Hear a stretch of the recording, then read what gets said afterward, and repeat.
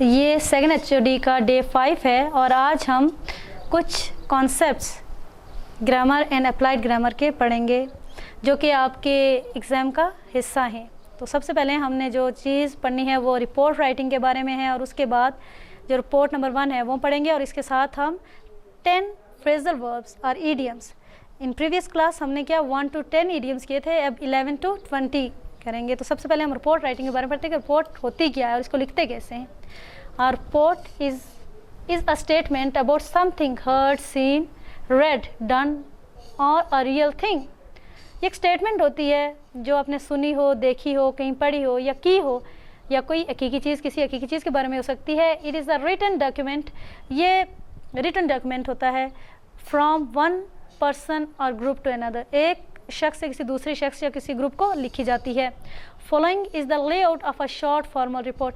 اور اسٹوڈنٹس یہ کچھ امپورٹنٹ چیزیں ہیں, اگر آپ ان کو فالو نہیں کریں گے تو آپ بے شک آپ نے کتنی اچھی رپورٹ لکھی ہو آپ کو مارکس نہیں ملیں گے, کیونکہ یہ 8 مارکس کی ہوتی ہے اور اس میں 4 مارکس اس کے لے آؤٹ مینس اس کے بگننگ, اینڈنگ اور اس کے جو پارٹس ہیں ان کے بارے میں ہوتے ہیں. تو سب سے پہلے آن اٹس رائٹ سائڈ, اس کی رائٹ سائڈ پہ ہم کیا لکھتے ہیں, ڈیٹ لکھتے ہیں. پھر اس کی لیفٹ سائڈ ٹو, سب سے پہلے مینس کہ کسے آپ لکھ رہے ہیں, فرام کون لکھ رہا ہے, پھر آپ کا سبجیکٹ کیا, آپ کس چیز پہ لکھ رہے ہیں. پھر سالوٹیشن ہوتی ہے مینس, اس کے بعد مین باڈی آف رپورٹ جو جس چیز پہ آپ نے رپورٹ لکھنی ہے وہ لکھنی ہوتی ہے.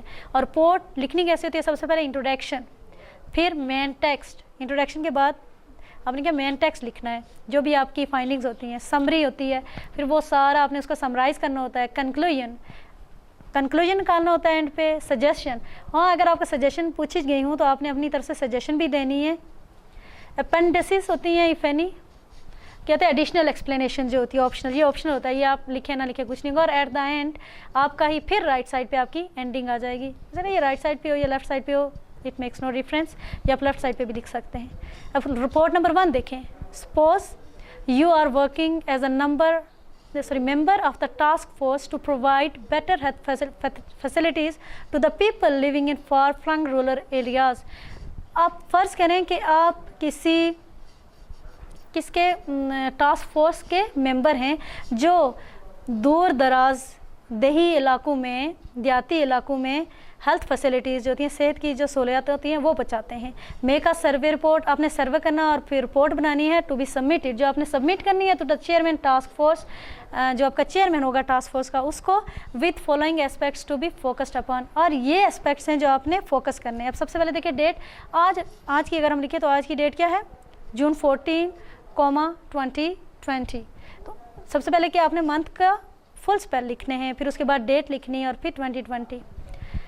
پھر 2, اب کسے آپ نے لکھنا ہے وہ دیکھیں, دا چیئرمین ٹاسک فورس. اب ایک چیز یاد رکھیں کہ اس کا چونکہ ہر ورڈ کا جو فرسٹ لیٹر ہوگا وہ آپ نے کیپیٹل ہی لکھنا ہے. دیکھیں دا کا ٹی کیپیٹل ہے, چیئرمین کا سی کیپیٹل ہے, ٹاسک کا ٹی کیپیٹل اور فورس کا ایف کیپیٹل ہے. اب CTABC مینس جو کہ یہ نیم نہیں لکھا جاتا, CTABC ڈاٹ فرام کون لکھا XYZ, اس میں بھی اپنا نام لکھنے کی ضرورت نہیں ہوتی. XYZ سبجیکٹ, اب کیا ہے آپ نے کیا نا, providing better health facilities to the people of rural areas, یہ آپ کا سبجیکٹ ہے. پھر آپ نے رسپیکٹڈ سر, پھر انٹروڈکشن کیا لکھا, in compliance with your above directive. Compliance کا فرما برداری کرنا کہتے ہیں, کمپلائنس کو ڈائریکٹیو حکم نامے کے مطابق. I survey the whole area ABC, یہ پھر اس نے شہر کا نام لکھا, کسی بھی علاقے کا آپ لکھیں وہاں لکھیں, اس کا میں نے سروے کیا ود مائی ٹیم, اپنی ٹیم کے ساتھ. Met many residents of this area, بہت سے اس علاقے کے بہت سے رہائشیوں سے, ریزیڈنٹس کیا تھے رہائشی لوگوں سے ملا. آئی کنڈکٹڈ مینی انٹرویوز, میں نے بہت سے انٹرویوز کیے. ڈسٹریبیوٹیڈ کوشچنیئر سوال نامے میں نے ڈسٹریبیوٹ کیے, دیے لوگوں کو. کولیکٹ دا سالڈ ڈیٹا, ایک میں نے خاص قسم کا ڈیٹا کولیکٹ کیا اباؤٹ دا رائزنگ کمپلینٹس, جہاں پر وہ جو شکایات تھیں وہ میں نے جمع کی فرام دا پبلک, لوگوں سے regarding the poor health facilities in this remote area. اس دور علاقے میں جو پور ہیلتھ فیسلٹیز ہیں اس کے بارے میں لوگوں کی جو شکایت تھی وہ میں نے جمع کی. After a thorough 1 week survey, مکمل ایک ہفتے کے سروے کے بعد اینڈ ڈیٹا انالیسس, تجزیہ کرنے کے بعد, رپورٹ از بینگ سبمٹڈ. اب وہ رپورٹ ایسے سبمٹ کی جاتی ہے, اس کو جمع کروایا جاتا ہے. اب ٹیکسٹ دیکھیں, فائنڈنگ اس نے کیا, these remote areas often suffer from a lack of access कहते हैं रसाई को। 5 को हेल्थ केयर सर्विसेज, इन एरियाज़ में हेल्थ केयर सर्विसेज नहीं होती because of low literacy rate, literacy कम तालीमी रेट होता है, इग्नोरेंस जहालत होती है, एंड पुअर सोशियो इकनॉमिक समाजी इक्तसादी कंडीशंस होती हैं, पर सोशियो इकनॉमिक कंडीशंस होती हैं। Also the differences in geographical and settlement, settlement इंतज़ाम को कहते हैं, जियोग्राफिकल जियोग्राफियाई जो इख्तलाफात हैं, कंडीशंस क्रिएट सिग्निफिकेंट इफ़ेक्ट, वो एक ख़ास असर पैदा करती हैं on health needs between rural and urban population, rural देहाती और अर्बन शहरी आबादी के दरमियान, due to poor hygienic conditions, सेहत सफाई का जो नाकिस इंतज़ाम है, पुअर सैनिटरी रिक्वायरमेंट्स, सैनिटरी की जो बहुत पुअर जो रिक्वायरमेंट्स हैं, unsafe water and N improper sewage system creates an unfavorable environment which negatively influence the health of rural population। ये सब चीज़ें हैं जो वहाँ की जो रूरल देही आबादी है उसकी सेहत को मुतासर करती हैं। The lack of clinics and surgical equipments, clinic की कमी है और ऑपरेशन के लिए जो साजो सामान इक्विपमेंट्स साजो सामान का कहते हैं वो नाकाफ़ी है। It is difficult to operate patients, जिसकी वजह से मरीज़ों का ऑपरेशन नहीं हो सकता। This is the main reason behind the increasing number of deaths, और यही वजह है कि उस वहाँ पे बहुत ज़्यादा डेथ्स होती हैं, अमवात होती हैं इन दीज रूरल एरियाज़। अब सजेशंस जो मैंने पॉइंट पढ़े थे, सजेशन और conclusion. Number 1, first of all national sanitation department जो सेहत सफाई का कौमी इदारा है, should take steps for the cleanliness of these remote areas, in remote इलाकों की सफाई का वो मुनासिब इंतज़ाम करे। Number 2, these rural areas are far away from the cities, चूँकि ये बहुत दूर है शहरों से, so the first point of conduct between the residents and the health system are specialised nurses who work in their own tent houses providing awareness and simple health services to these people। वहाँ पे क्या qualified nurses होनी चाहिए जो इन लोगों को health services पहुँचाएँ, इनको आगाही दें। Number 3, if an adequate health service is available in rural areas and if a proper cooperation exists between the doctors and government, an immense number of lives will be saved। अगर वहाँ पर हुकूमत और वहाँ पर मौजूद डॉक्टर के दरमियान एक ताउन मौजूद हो तो बहुत सी जो बहुत ज़्यादा तादाद है अमवात की उसे रोका जा सकता है। At the end US truly आप लिख सकते हैं, यूएस ट्रूली और सिंपल ट्रूली नेम की जगह XYZ।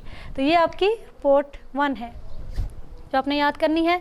इसके साथ हमने फ्रेजल वर्ब्स जो हमने लास्ट 1 to 10 किए थे, आज हम 11 to 20 करेंगे। नंबर 1 देखें, यहाँ पे हमने लास्ट टाइम क्या किया था, चक वंस वेट अबाउट। नंबर 11 देखें, कोप विथ कहते हैं निमटना, cope with निमटना। Brave people cope with situation of all kind, में बहादुर लोग जो तरह तरह की सूरत हाल से निमट लेते हैं। डेवर्ड बाय फियर, डेवर्ड बाय फियर ये डरना, खौफजदा हो जाना। He was डेवर्ड by fears on his way back home, वापस घर आते हुए क्या होगा, वो बहुत ज़्यादा खौफजदा हो गया, डर गया। डिपेंड ऑन इन्हिसार करना।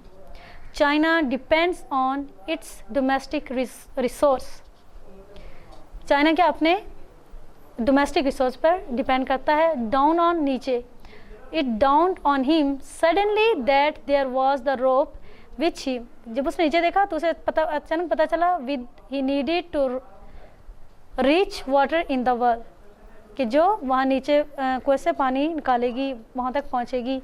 फ्यू एंड फार बिटवीन, कभी कभार, फ्यू एंड फार बिटवीन कभी कभार। ही visits me few and far between, वो कभी कभार कभी कभी मुझे मिलने आता है। फॉर गुड हमेशा के लिए। He had left playing hockey for good, उसने हॉकी क्या हमेशा के लिए खेलना छोड़ दी। Get something into bones means कोई चीज़ बहुत अच्छी तरह से समझ लेना, deeply. Get something into bones, कोई चीज़ बहुत अच्छे से समझ लेना। आई गोट English lesson into my bones. Get rid of, ये नंबर 18 है। गेट रीड ऑफ छुटकारा पाना होता है।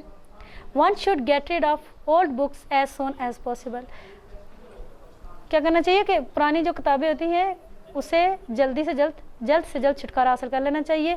गो थ्रू पढ़ना, go through the book as quickly and return me back, जल्दी से इस किताब को पढ़ो और इससे मुझे वापस कर दो। नंबर 20, गिव वे टू, रास्ता देना। गिव वे टू रास्ता देना भी होता है और इसकी क्या होता है,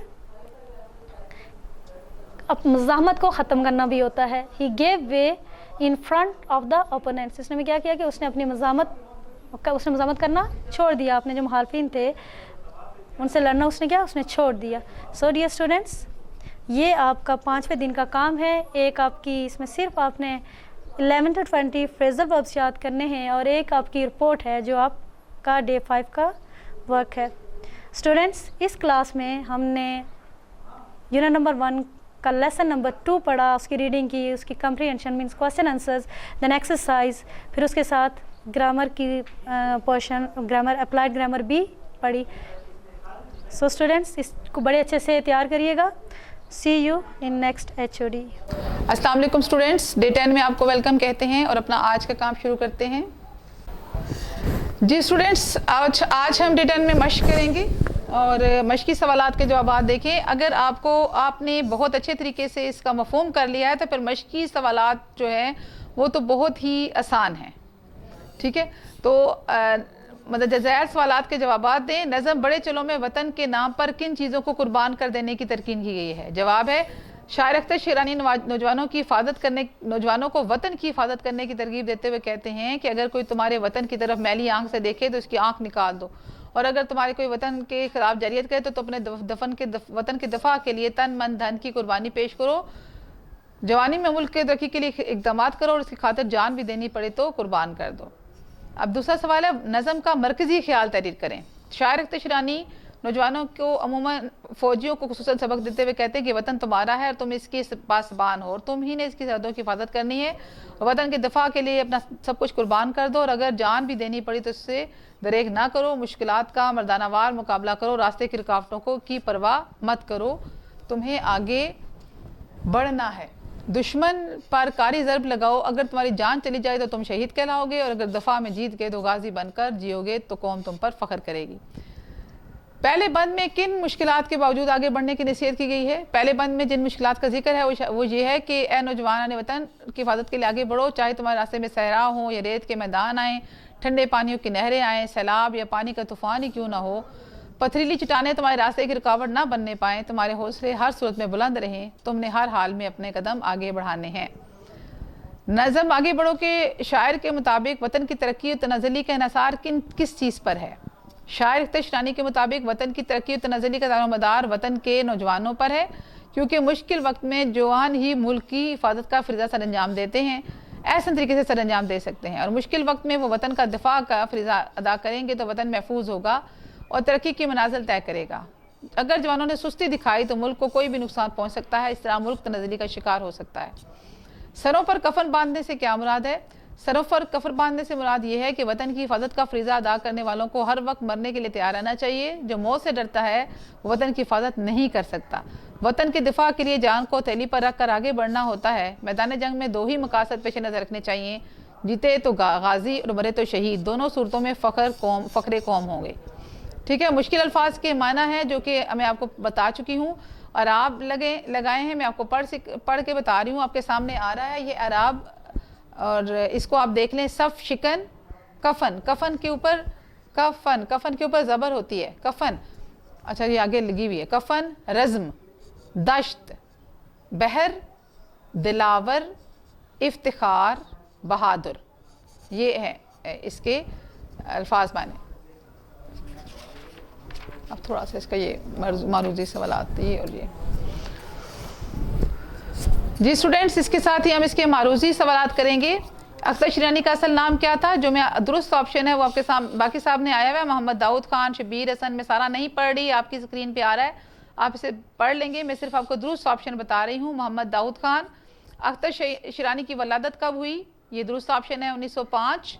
बाकी ऑप्शंस आपकी स्क्रीन पे आ रहे हैं. आप 1-2 के बच्चे नहीं हैं कि मैं आपको एक एक वर्ड पढ़ के सुनाऊंगी.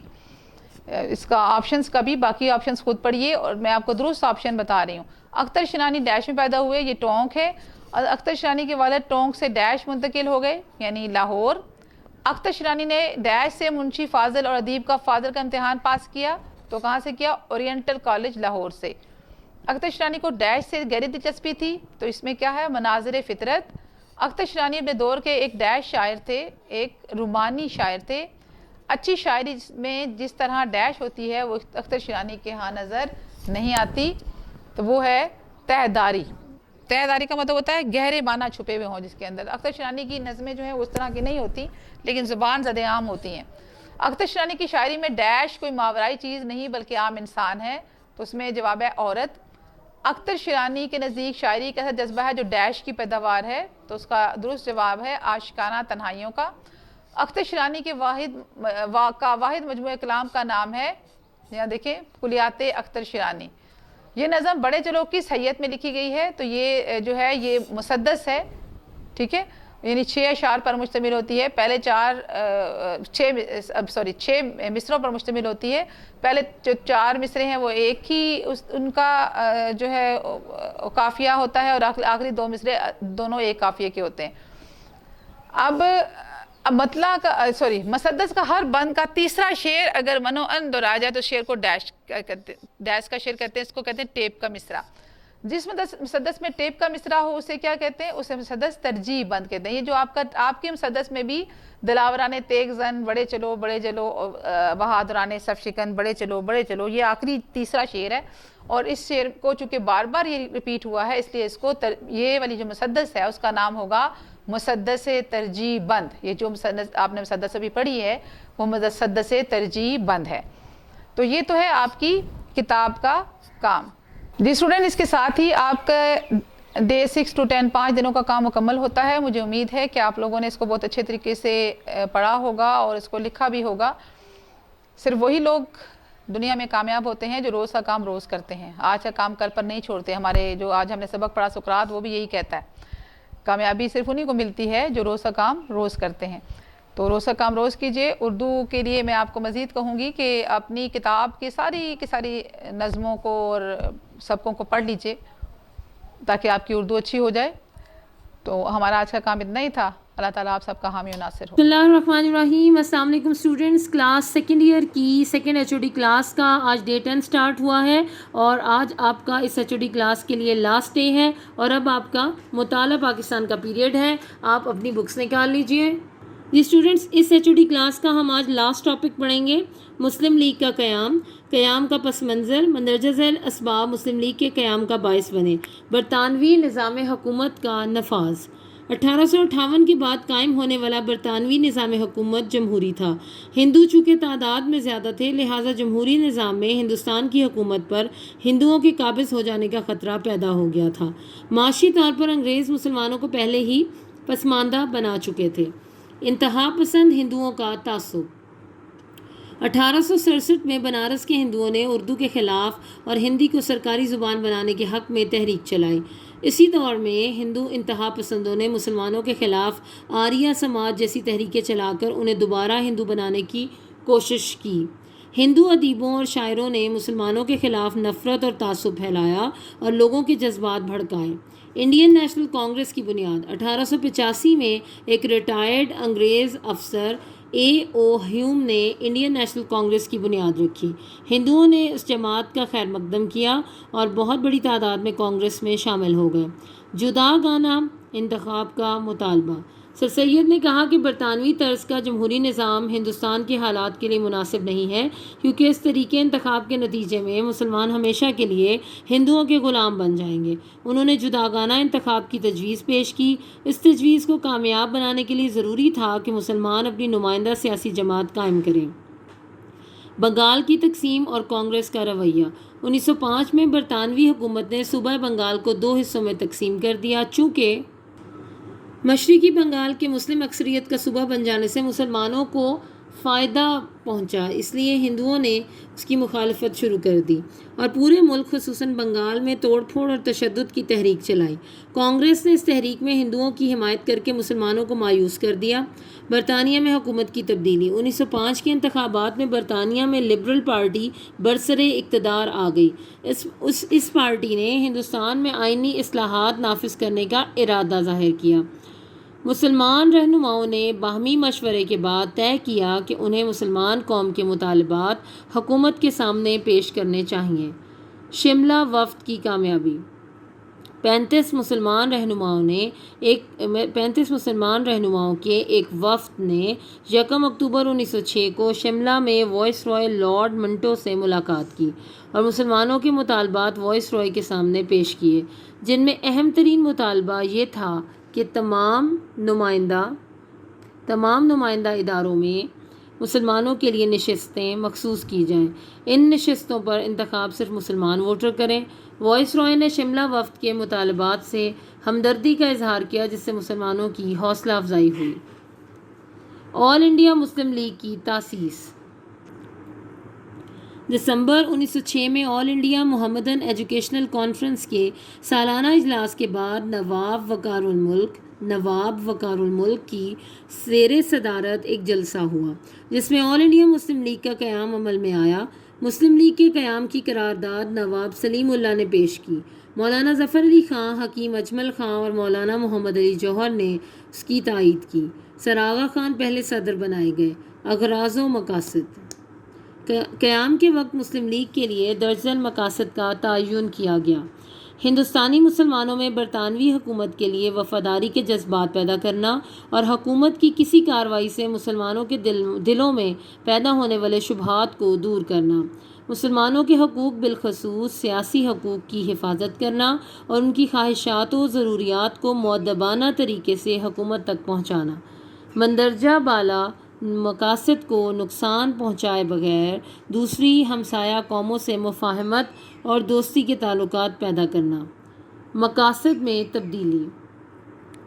مارچ 1913 میں قائد اعظم کی تجویز پر مسلم لیگ کے آئین میں تبدیلی کی گئی اور حکومت سے وفاداری کی بجائے تاج برطانیہ کے تحت ہندوستان کے حالات کے مطابق سیلف گورنمنٹ کا قیام مسلم لیگ کا مقصد قرار پایا۔ اس طرح مسلم لیگ کی تاریخ کے ایک نئے دور کا آغاز ہوا۔ تو اسٹوڈنٹس، ہم نے اس دفعہ اس HOD کلاس میں بہت مختصر سا اس چیپٹر کو ریڈ کیا ہے اور جتنا ہم نے پورشن پڑھا اس کے ساتھ ساتھ ہم کوسچنس کو کرتے رہے ہیں۔ آج بھی اس ٹاپک سے ریلیونٹ آپ کو میں کوسچن کا آنسر پڑھاتی ہوں۔ آپ ان ٹاپکس کو بار بار سنیے، ان کی ریڈنگ کیجیے تاکہ آپ کو ڈیٹس یاد ہو جائیں اور بھی چیزیں پھر آپ کے لیے آسان ہوتی چلی جائیں گی۔ جی، اب ہم یہ لانگ کوسچن پڑھیں گے۔ مسلم لیگ کے قیام کا پس منظر اور اسباب بیان کیجیے۔ اس طرح ہمارے اس HOD کلاس میں 4 ہمارے لانگ کوسچنس اور 5 ہمارے شارٹ کوسچنس تیار ہو جائیں گے۔ جی اسٹوڈنٹس، نوٹس میں آپ کے اس کوسچن کا باقاعدہ کوئی آنسر نہیں ہے، تو آپ دیکھیے سوال ہے مسلم لیگ کے قیام کا پس منظر اور اسباب بیان کیجیے۔ تو ابھی ہم نے یہ جو ٹاپک پڑھا ہے آپ غور کیجیے، تو شروع بھی یہیں سے ہوتا ہے، قیام کا پس منظر، مندرجہ ذیل اسباب مسلم لیگ کے قیام کا باعث بنے۔ تو آپ اس کوسچن کو یہیں سے اگر آپ نوٹ کرنا شروع کریں تو یہ پورا پیج جب آپ لکھ لیں اور پھر اب آگے بھی آ جائیے نیکسٹ پیج پر، تو آئی تھنک آپ یہ سارا اس میں کر سکتے ہیں۔ اغراض و مقاصد بھی اور مقاصد میں جو تبدیلی ہے وہ بھی آپ اس کوسچن کے آنسر میں کر سکتے ہیں، یعنی یہ سارا ٹاپک جو آج ہم نے پڑھا ہے یہ آپ کے اس کوسچن کا آنسر بن سکتا ہے۔ آپ کو چاہیے کہ آپ اس کو آج ہی اپنی مطالعہ پاکستان کی نیٹ نوٹ بکس پر نوٹ کر لیں، کیونکہ میں نے آپ کو یہ سارا ڈیٹیل میں ریڈ کروایا ہے، تو آپ کو اسی کوسچن کے آنسر کو پڑھنے میں اور یاد کرنے میں انشاءاللہ کوئی مشکل نہیں ہوگی۔ تو آپ اس کو نوٹ بھی کر لیجئے اور اس کو زبانی بھی یاد کر لیجئے۔ یہی آپ کے اس کوسچن کا، اس لانگ کوسچن کا آنسر ہے۔ Thank you.